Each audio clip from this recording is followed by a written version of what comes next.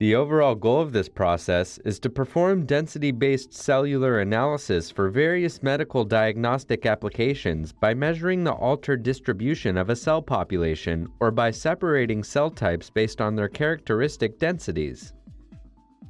This method can help solve a key challenge in biomedical engineering to perform important cell-based medical diagnostics in clinical settings or developing countries. The main advantage of this technique is that it does not require a lot of equipment or preparation, and it can be done by almost anyone. The implications of this technique extend towards sickle cell diagnosis, because this device can quantify the increased density and decreased levitation height caused by low oxygen conditions in sickle cells.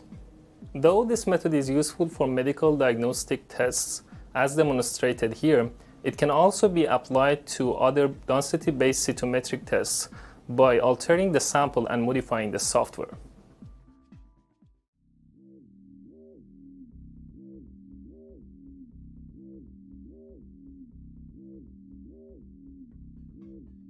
First, prepare 10 milliliters of a 50 millimolar solution of gadobutrol in Hank's balanced salt solution. Then, add sodium metabisulfite to achieve a 10 millimolar concentration in the gadolinium solution. Place 100 microliters of the gadolinium sodium metabisulfite stock solution in a microcentrifuge tube. Obtain a blood sample by standard venipuncture techniques or by fingerstick. To collect the fingerstick sample, apply pressure near the pierced site without squeezing the tissue. Wipe the pierced site at least 3 times and then collect the blood sample with a micropipetter.